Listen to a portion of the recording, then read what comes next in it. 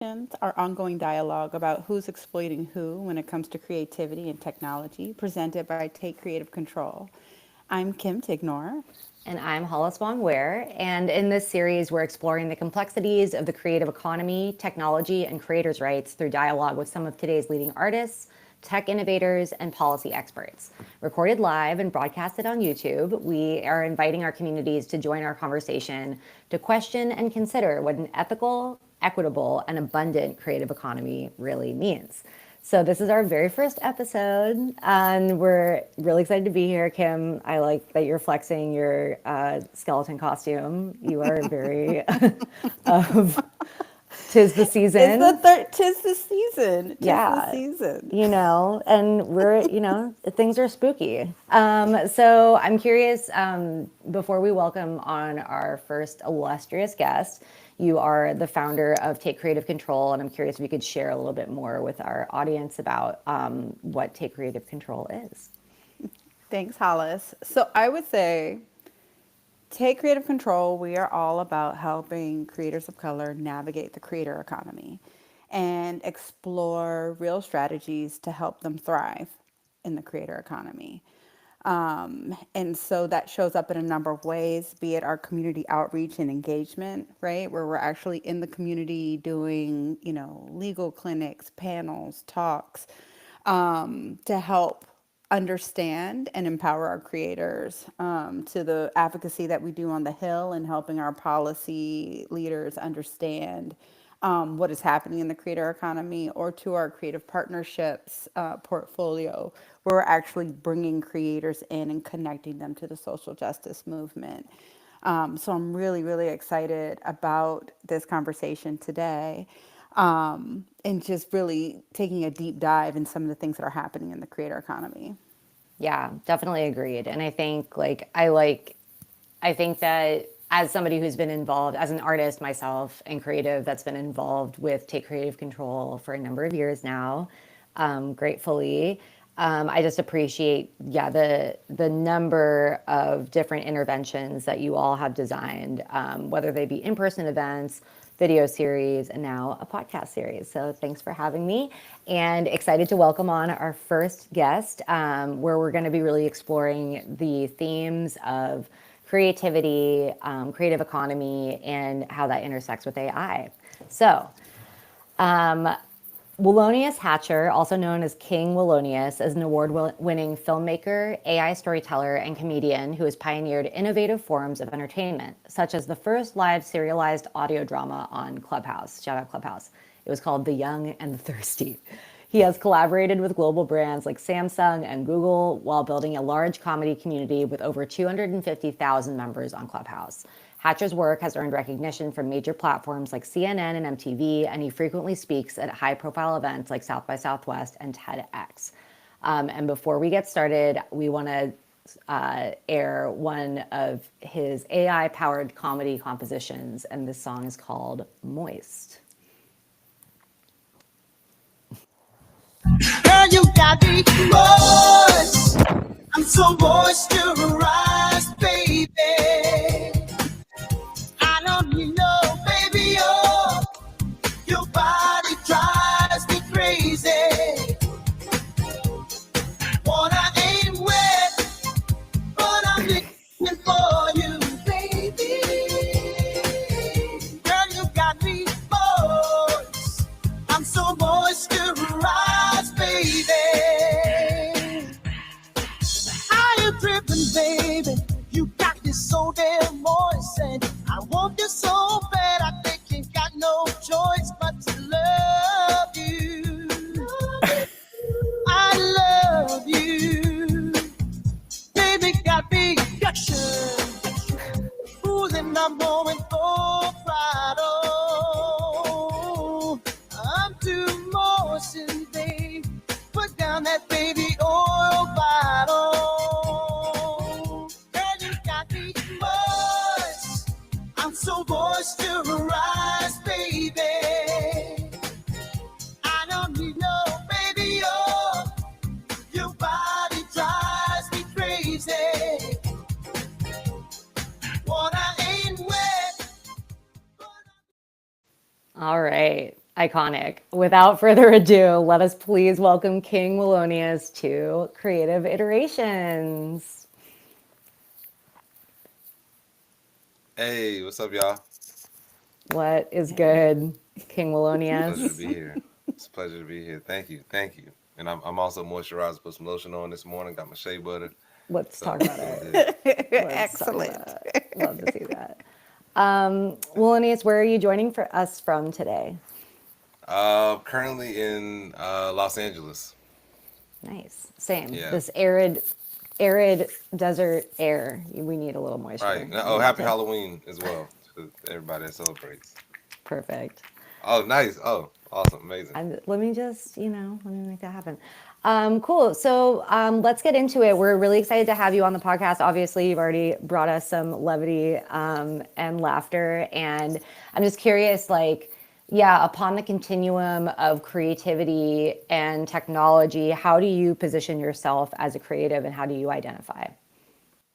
I for a long time I used to just call myself like a multi hyphenate, just because I do so many different things, whether it be comedy, screenwriting, 3D animation, AI, uh, yeah, and just some a little bit of programming. But yeah, just a multi hyphenate. Just I know that I can wear a lot of hats and hopefully wear them pretty well.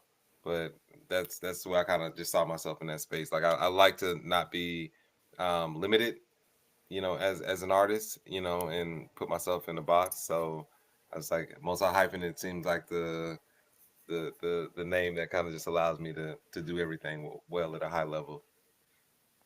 I think that's right.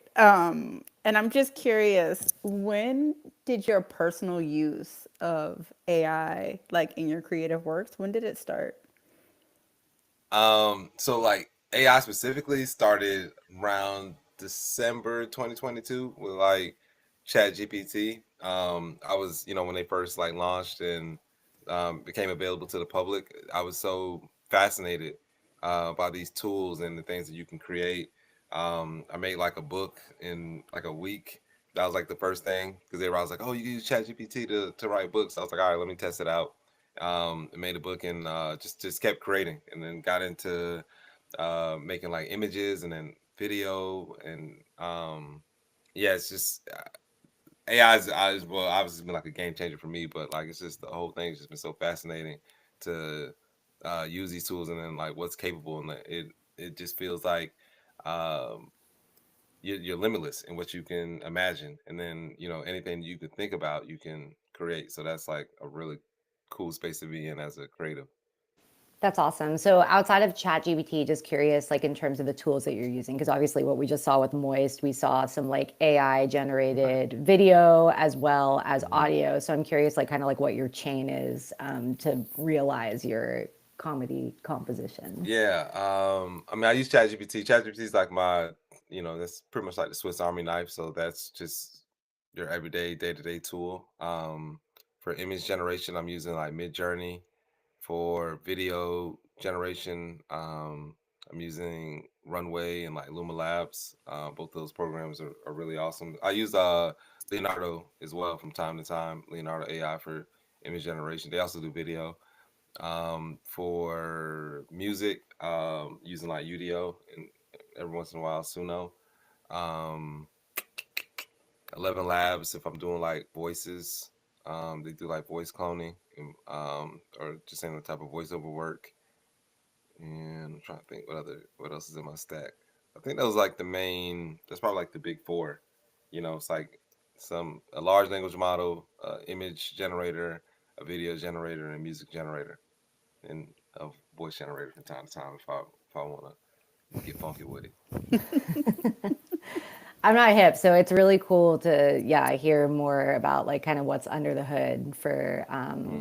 for what you're creating. So Right. so I think like as you mentioned, you are a multi hyphenate, and not only do you employ many different mediums and disciplines in your own work, but you also move between worlds, right? So I know that you're in the creative world, you're in the more academic world, and I'm curious like how the conversation about AI is showing up differently in the spaces that you inhabit. Like, I know, for me personally, I think when I hear about AI in my creative space, there's often a lot of kind of hesitation or fear or kind of like existential panic. So I'm curious, like for you in the different spaces that you occupy, how does AI show up and what are folks talking about?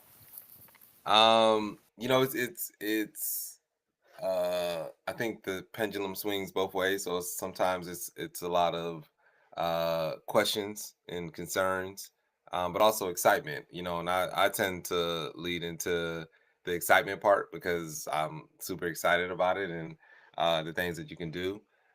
So what I find, like a lot of times, whether I'm talking AI film or uh, AI music or productivity, um, I always just encourage people to educate themselves on like how to use the tools and then try to show like the benefits of using AI and how it can save you time and money, resources, and just improve your overall workflow. So um, that's what excites me. It's just like you're able to create things and just be more efficient. So now you have more time to hopefully spend with your family or your friends or with yourself. Maybe you just need more me time, which is always a good thing. So that's why I lean into these tools. And then obviously from a creative standpoint, it's been very beneficial for me because I've been able to really showcase a new level of creativity that maybe people aren't used to from me. Because for the most part, people probably saw me as like a comedian, and you know, uh, filmmaker, and screenwriter.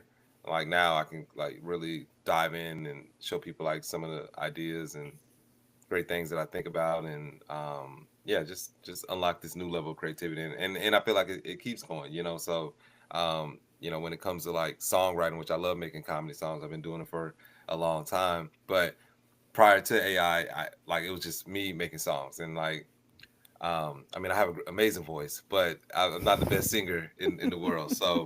Um, but now I can imagine songs from the '70s, from the '80s, and have different singers and they can sing these lyrics that I write that are funny. So um, yeah, AI showing up and showing out. So AI is like sometimes you got to pop out and show people. I'm curious Human though, being. right? I'm curious about that exploration. Like, I think it's really neat. So Mhm. it sounds like ChatGPT was that gateway. And then, right, I can imagine that your brain like explodes and sees the different mediums and directions. Like, what does Yeah. it look like when you're finding something, you're dabbling with a new app? I know you raised your big four, but like, was there like 15 million to get to that big four? Like, what is that? What's that exploration looking like? Yeah, just constantly on socials, on Twitter, on just seeing what new tech, like reading AI newsletters or watching YouTube videos, just trying to find out like what's out there. I kind of dial back, so like those first couple months, I think from like December 2022 to about maybe like April or maybe like March 2023, it was just like constantly like 8 hours a day. I started out on Clubhouse, so they used to do rooms, AI rooms on Clubhouse, but it was so many apps that were dropping. So it was just like, okay, you gotta try this app and that app and that app. And I felt I was like spreading myself too thin because I was like, I don't really need every single AI app that comes out there. You just figure out like, okay, this is your main stack that you end up using that kind of pertains to your day-to-day life. The same way you would probably like, okay, I use Google, I use, maybe Google Docs, Google Drive.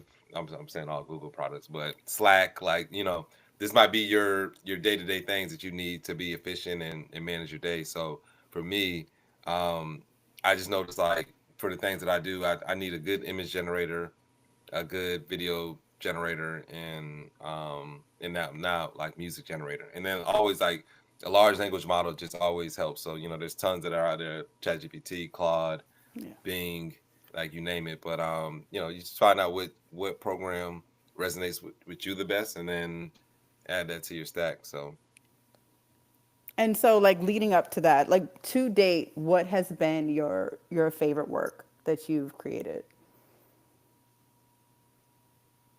BBL Drizzy, because that BBL changed my life. Um, so I would say yeah, BBL Drizzy. I mean, I think that's been the most impactful thing that I've created to date, which is insane to me. Just like how everything has played out this year, I'm very grateful to God and just that He used me as a vessel to bring this BBL to the world, and um, yeah, definitely BBL Drizzy. Amazing. That's a perfect cue up. So would love to play a little clip about BBL Drizzy and then get into it. Mm. BBL Drizzy, BBL Drizzy. I'm going in, no diddy. I'm going in, no diddy. I'm thinking thick, so thicky. Going dizzy, I'm going dizzy. Hey, I'm going to the BBL Drizzy, BBL Drizzy. BBL Drizzy, oh, BBL Drizzy. BBL Drizzy, BBL Drizzy. I'm thicker than a snicker. I'm thicker than your ninja. Don't act like you don't know. You are the vessel to Oh bring the wow, BBL to the world. best Wallonius, BBL in history. The you best know. BBL in history, hands Okay, down. Like so we really it's obviously like this prophetic. was your viral moment. This is the creation that really launched you into a global conversation. And Right, not only did it really touch on the pulse of what was probably generationally, if not an all-time greatest hip hop like beef moment. right, But it also really brought up these really interesting, subjects and like meaty topics of AI and creativity. And I think for us, what we're right. interested in is what does it mean to be original in the age of AI? So getting into it, I'm curious, like, could you tell us a little bit about how BBL Drizzy came to be? Like, how did you ideate it, and then what did it look like for you to create it and put it out into the world, and like what kind of instigated the virality? Yeah, well, I mean, it's such an interesting day. So that day that the day I made BBL Drizzy, um, I was working. I was doing an AI film festival. It was a 48-hour film festival, the Pika Labs Film Festival, and I mean, I was working. I was making a video and editing for hours, and then I was like, oh, let me just take a break because I was like, I've been up working on this thing since Friday, and I think BBL Drizzy went viral on a Sunday. I was like, let me take a break. Went on Twitter, and BBL Drizzy was like trending because of Drake and Rick Ross were going at it, and Rick Ross is like a master troller, so like you know you're not gonna out roast Rick Ross. So he had BBL Drizzy trending, and I thought it was funny. So I was like, oh, let me just make a song about it. And I made the song. I put out two versions. So that the version that went viral is actually the second version of BBL Drizzy. The first version got like a million hits as well, but it just didn't. It wasn't the best BBL. It was the second best BBL, but it went viral.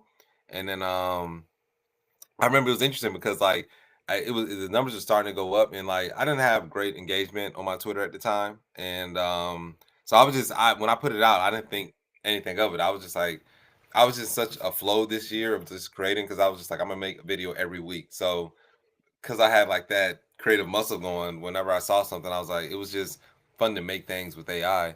And then I remember it went up to like 20,000 views. I'm like, man, this is really happening. I was like, this is about to be, I'm about to have like a thing, at least something I can pin at the top of my Twitter page, where I'm like, okay, I got like 20,000 views. And then it just kept going up. And that day, well, it was like I think like 6 or something like that. I finished my film at like 3 in the morning to submit, the deadline. I made it, and then I had a flight at 6 a.m. So I didn't go to sleep. Got on the plane, and I'm seeing the video. The views are still going up. I think it was like maybe 40,000, 50,000, something crazy like that. And then my phone died. Fell asleep on the plane. Woke up in Vegas for this. I was doing this AI prompt battle, and when I charged my phone, turned it back on, it was like over a million hits, and I was like, "What is happening?"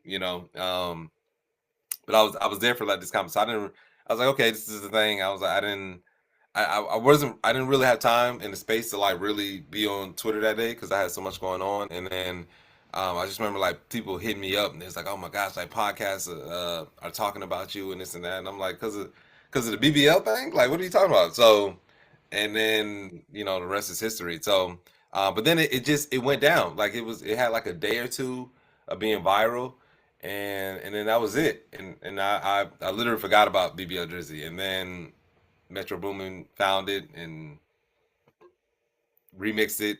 He actually did exactly what Drake told him to do. Drake was like, "Shut up, Metro, make some drums," and Metro was like, "Okay, bet." And then he made some drums, and so a lot of this, the whole beef is it started because everybody gave Drake exactly what he asked for, and they were just being probably good friends because he told Kendrick, "Yo, pop out and say something," and Kendrick was like, "All right, bet," and then he told Metro like, "Make some drums," and he's like, "All right, Drake, we love you. Of course we can make some drums for you." So yeah, I just contributed to the drums and with the song. So, So I'm curious. So for me, like in the work that we do and thinking about the creator economy, like I'm always curious about like uncovering different strategies to help our creators thrive. And so I'm mhm. curious about did you make revenue from this, from the virality of this moment? And like what types, like I would love to hear about that journey, lessons learned, lessons, that you want to lean in on in the future, all that interesting stuff. Yeah, yeah. Definitely, we end up doing a deal with Sexy Red and Drake because they ended up 2 weeks after Metro went viral with it. Drake and Sexy Red like sampled it, so it was like the first AI music sample in music history, which was amazing. So doing that deal, was able to make some money off of that.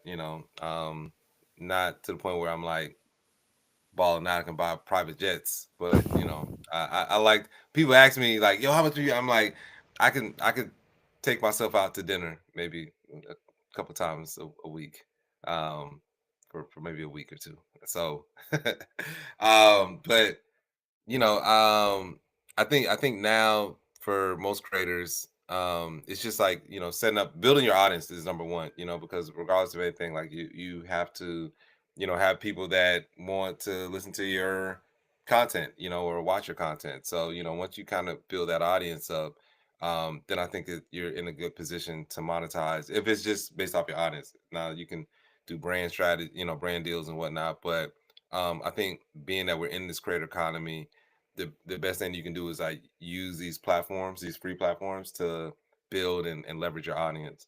Some of the lessons that I learned along the way is one, just like having one, being like prepared for the moment, and then because I feel like a lot of people will essentially have their own moment or day in the sun, as they like to say.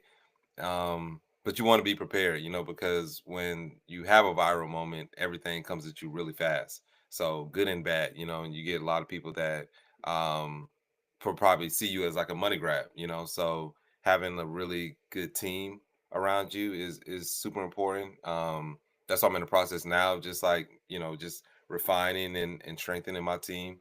Definitely had situations where I didn't have the best people around me, and it's unfortunate when that happens, but a lot of times you don't know until and you're like, oh wow, so um that's probably the biggest thing. Like, when I end up talking to just like my peers, or even more so like just younger people. I love trying to talk to them and try to pour into them. It's just like make sure one that you're just operating out of integrity. Do the right thing, as Spike Lee likes to say. But then surround yourself with really good people. Because a lot of times you rise to your standard. And you want everybody operating from the standard that you set. So for me, I work really hard for what I do. I feel like doing this AI stuff is like I feel like I'm in like a PhD program. Because I have to learn the tech and then have to implement it. So it's constant, learning, implementing. And that pretty much fills my days on top of everything else that I want to do. So, but yeah, surround yourself with really good people, and then just stay as consistent as possible. So a lot of this year that played out just happened because of me deciding to be very consistent. So like on my birthday in 2023, August, I just my birthday is 8/24, so I was like, this is my mama year, like Kobe Bryant. So I just told myself I was like going to be heads down and not really get concerned with anything other than just staying consistent and just doing what I need to do every week, whether I get one view or 1,000 or 1,000,000 views or whatever. At the time, a million probably wasn't even the realm. I couldn't fathom it, but um, I just wanted to get better at the craft, and then I knew that the only way that I could do that was just staying consistent. So like and I spent a lot of time this year just traveling to every AI event that I could go to, and racking up credit card bills, whatever it was, like just so I can show up, and but that's part of it, just like showing up and putting yourself in spaces that you can potentially win. So and as I traveled to these events and I would meet different people from like a more technical side of AI or to the creative side, I felt very confident being in those spaces because of how hard I was working. So like, I would show up and I'm like, I just finished a video today. Well, I was on the plane working on the video. So that gave me a lot of confidence in being in those spaces. Cause like I was like, I'm not as I don't do machine learning. So, even when I would speak to individuals that are more technical, like I could still have hold my head up because I was like, look, I may not be doing that, but I'm doing this thing in AI that a lot of people aren't doing, and I felt that if I just outwork everybody, I felt like I positioned myself to win, and it made me feel good. That at the end of the day, it was like not in competition with anybody, but just knowing that like I'm giving it my all to with this thing that I enjoy so much. Yeah, that's awesome. And I honestly feel like that really embodies the theme of our series, Creative Mm, Iterations. Like at the end of the day, it's not about like a one and done type thing, and like the validity that you have entering into these spaces where, oftentimes as creatives, we do get kind of like invalidated by technologists or people who are like the experts at machine learning or the experts at like coding or whatever. And you're like, but I'm applied, like I'm actually using the products, I'm showing up every day, figuring out how right, to make something out of this and not just make something, but make something that's like relevant to pop culture. right, So in terms of like, again, like our theme is really like, what does it mean to be original in the age of AI? And obviously, like what you just shared, like you're putting the reps in, like every day you're showing up, consistency, iterating, making it happen. What have you learned about intellectual property, like ownership and like owning your creativity as somebody who creates primarily through AI, and kind of is utilizing these digital tools to create something new? So whether that's like, it sounds like with Sexy Red and Drake, like, ironically, even though BBL Drizzy is kind of like clowning on Drake, like it sounds like that was kind of like a the core source of your actual revenue in, because they yeah, recognized the intellectual property that you owned having created right, BBL Drizzy off top. So I'm curious if you could right, just kind of walk us through that and be, as transparent as you're down to be, to share in yeah. terms of like what you learned about ownership. Yeah. And just to be clear, is BBL Drizzy isn't so much a diss on Drake, but more so a celebration of the BBL. That's that's where we're at with but it really is though. It really just because like the content I like to make, I like to I like to make things from like a place of love. So like even though comedians like to really like roast people and do all these different things, like I'm really don't do that as much. It's more so like if you look at the angle that I take with a lot of my comedy, it's more so like these characters, they're all like to me like SNL skits, but like they're just really excited about a certain thing. And then that's where they're so excited that they take something taboo and then they're like in love with it. But as far as like just like the ownership and as it pertains to creatives, I write everything that I make, so I'm not using AI to like come up with lyrics or anything. Just because like my background is writing. I write, I definitely put my 10,000 hours in making comedy songs and I write scripts and all that. But that was the issue a lot of people were having with AI. It was like apparently you can't just copyright something AI related, but original work, IP that you create, that you can copyright that. So you can take ownership of that. So, which I think is exciting for a lot of creatives because, you have things that you've created and now you can, bring them to life using these tools, and there's a magnitude of different tools that are out there, and we all have ideas, and a lot of times what was holding us back was just like not knowing how to execute on our ideas and like whether it be like, okay, I got this film idea and it's like I don't know anybody in Hollywood or I don't have a big budget, and now there's tools out there that you can make your film. You can make a feature film right off of your laptop. Like it can be one person, you can do all the voices using AI. You can, use AI to create a video or do 3D animation. Like all these tools are now available to us. And like there is, for some of them there is like a slight learning curve. But, if you just decide to apply yourself or just to really more so just decide to make a thing, you'll kind of figure it out, and it might not be you might not win an Oscar or a Grammy, but if you can make something that can at least you'll be proud of, and maybe can entertain some folks or just entertain your audience that you build. Because like right now, there's people that make AI that some of it's like super weird, but they have really large followings, and there's people that like weird things, and some people just want to see like people be creative and express themselves. So um yeah, to bring that back, just as it just pertains to AI and ownership, if you're actually creating the thing, then you will own it. Yeah, from my understanding, my limited. I'm not an attorney, so I don't hope there's no attorneys watching. And it's just like that guy. I'm just like, this is what I've been told and heard so far up to this point.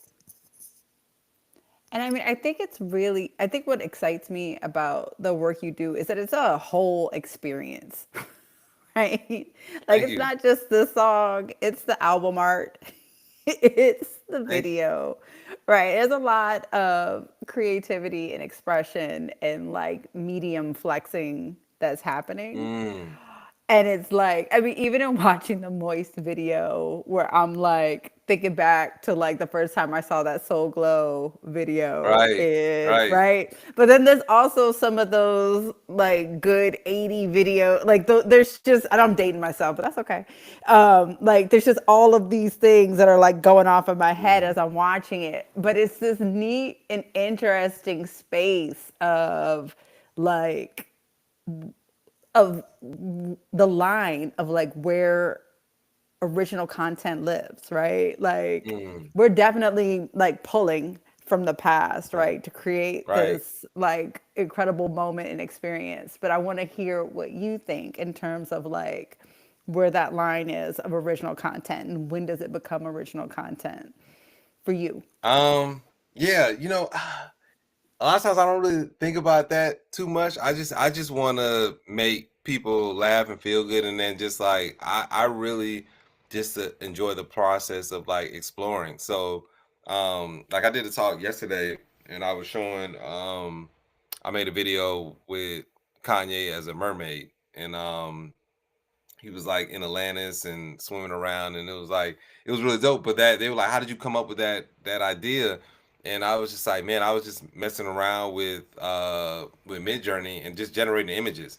And then sometimes you generate an image like, oh, that was kind of dope, and it was like a dude is a mermaid, and I was like, that looked really good, and I was like, oh, well, what if Kanye was a mermaid? So, and then you generate the image, and you're like, this is actually dope, and you generate more images, and then like, oh, I can make this into a story or a movie. So, um, it's fun for me just to like blend worlds. Like I've always done that with like the audio dramas or stories I create. I like to just blend worlds and things that probably wouldn't necessarily go together. Like I made one like the Kendrick, Drake, and J. Cole Game of Thrones, or which was kind of the Martin Luther Wick, where it was like Martin Luther King, Martin Luther Wick Jr. So it was like Martin Luther King as John Wick.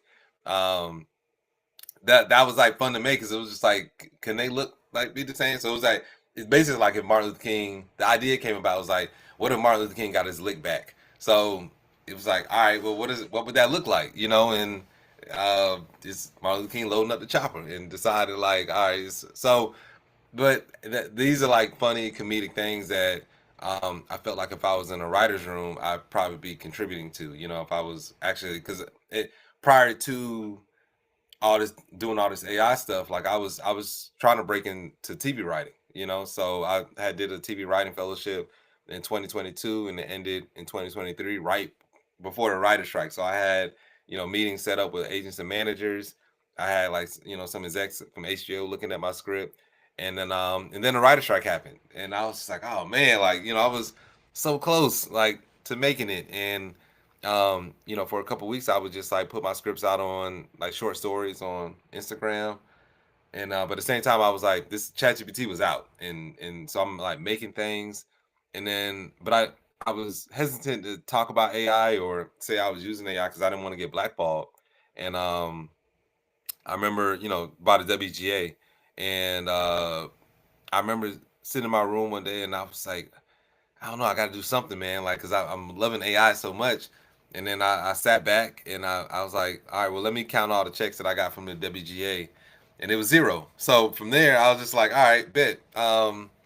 Let me just dive into this AI thing because I was like, I don't have nothing to lose. So that you know, that's what I kind of Yeah. feel like right now. I meet with a lot of like producers right now doing AI music with them, and um I'm because I'm coming from like a perspective of a comedian. I'm like I'm kind of outside of your. This is not technically my industry. I just feel so free to just make whatever it is that I want. I don't too much focus on what can go wrong. I focus on like what can go right and like what I possibly can do. You know, so that drives me, and it doesn't allow like too much fear. And I think as a creative, like you have to exist in a space where you feel free. You know, because that's when you can easily jump into a flow state. You know, but if you're second guessing yourself, or you're whatever editing yourself, then you know that you're almost just putting like a blocker on your creativity. So, um, Yeah, I yeah, totally I hear just you. And I think, sorry, I don't mean to cut you off, but I think like from what you're sharing, I think it just opens up the possibility because oftentimes not only are we told that like we can only be one thing or the other, right? Like you're only a musician mhm, or you're a writer or like, you know, this kind of like the essentializing of disciplines instead of the encouragement to experiment between and to feel legitimate by right, doing so.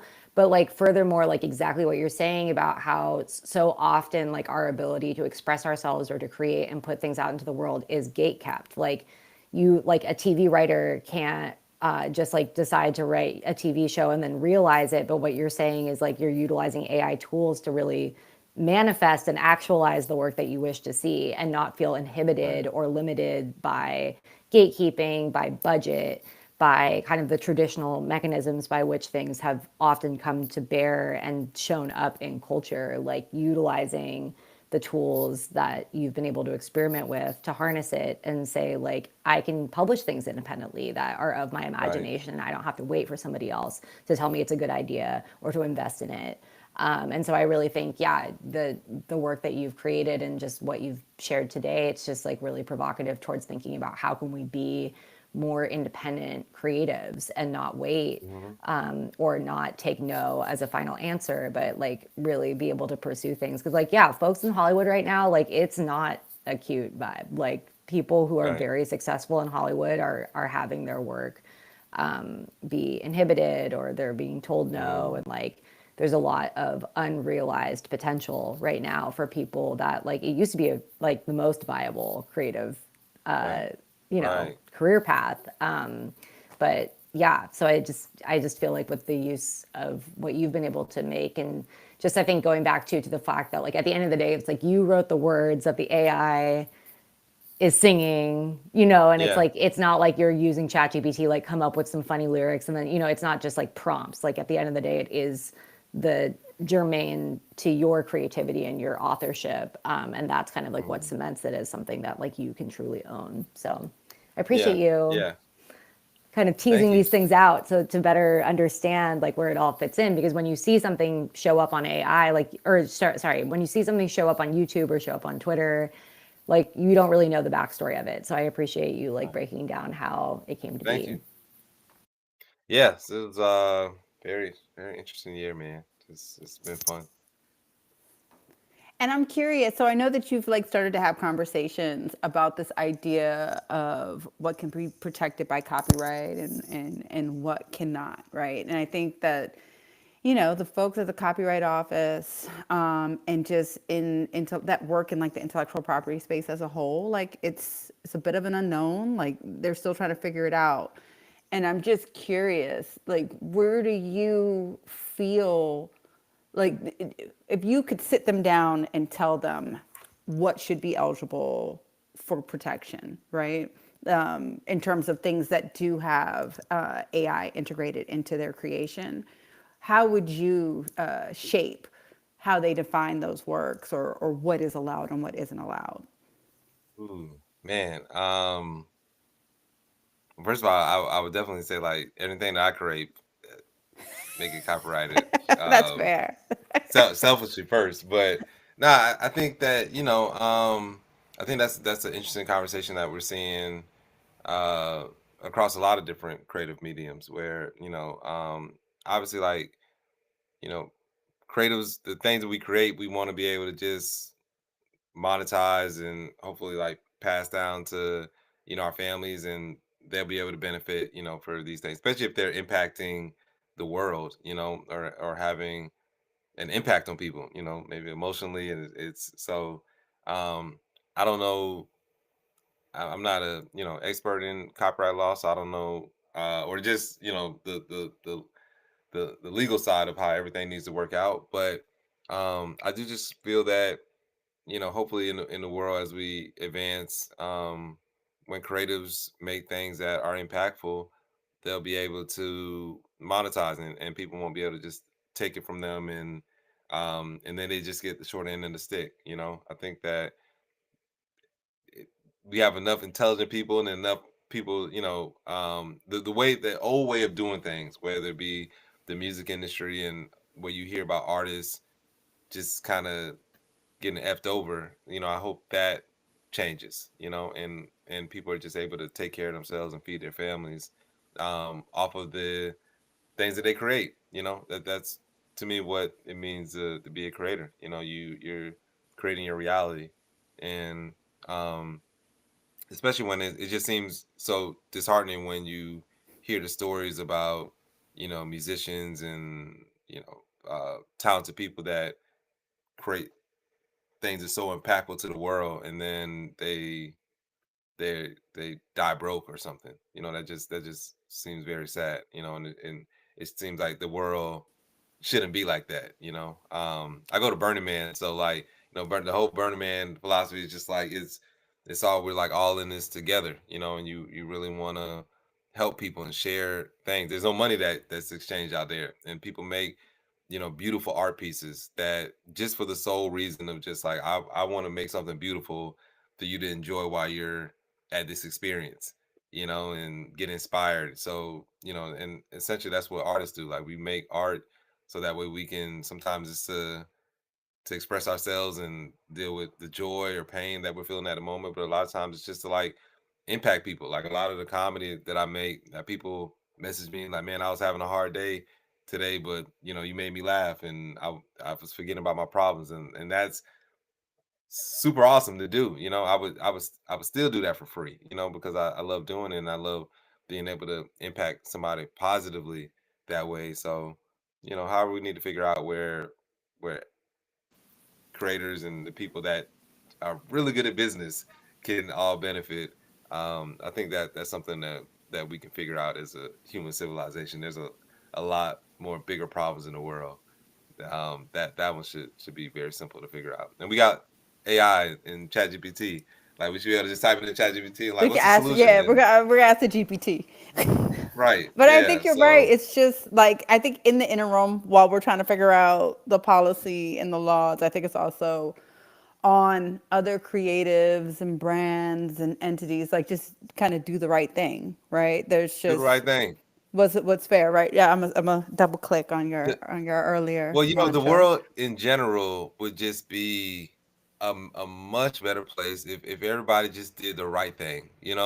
Not get rid of egos and all these and that. Just do the right thing. Do right by people, and hopefully do right by yourself.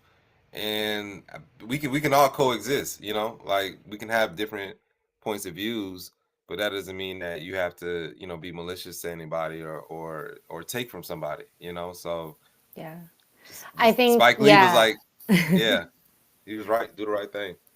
And I'm curious, like, because we're at time, so we're getting ready to Oh, wind down the conversation. But like, I'm curious, like, what is like, and obviously the right thing is going to look different in different spaces. But I right, think what's right, dope about like the way that you've been moving is that you are putting yourself firmly in spaces of kind of this multidisciplinary conversation. Like you're not afraid to talk to technologists, to coders, to people who are at the leading edge of machine learning and yeah. AI. So like from your perspective as a creative, like what's one way in which, whether it's these tech platforms or tech developers, what's one way that they can show up and do the right thing when it comes to like respecting the work and the livelihood of creatives?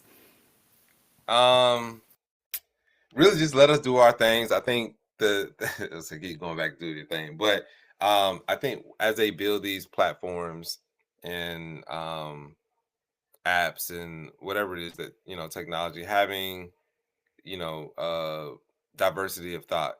So like if you're making a tool for creatives, it's you should have creators at with a seat at the table, just to help out and give you ideas, and then like to so that our challenges and our hopes, and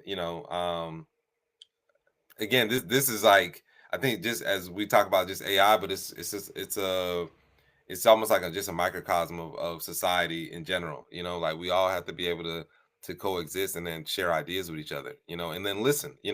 As long as if we listen and then honestly just consider what the person is coming from, things can be a lot smoother and easier. So that's what I would like to see.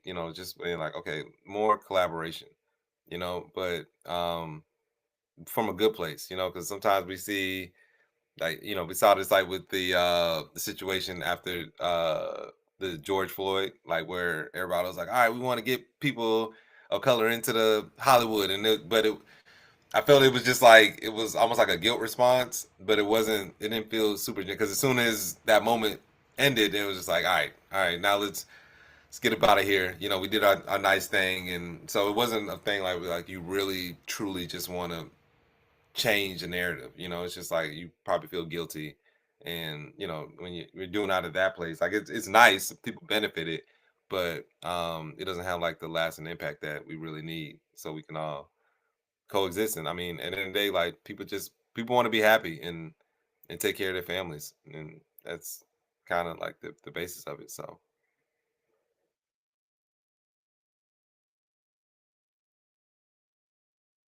yeah, that was it. Full For stop. sure. Yeah, I appreciate that. Cool. Well, Kim, please close us out. Well, thank you so much for joining us today. This has been an incredible conversation. And I hope that everybody gets a moment to tune in. We'll be doing another conversation of creative iterations next month. And so, with that, thanks so much, everybody, for joining us. Thank you. Thank you. Take care. Appreciate it. Yay. Thank you. That was awesome. That was really, really insightful. I really appreciate, I think, yeah, there was just so many gems that you dropped, and I really loved to have it at the end, that insight about just authentically inviting creatives to the table. I think we could have had a whole other 45-minute Yeah. conversation about how the post George Floyd opportunities actually that is a whole other thing too. What does it mean to give creatives opportunities on for representation's sake, and then not actually be fully committed to that investment, and how does that disrupt? And there's a lot there. Yeah.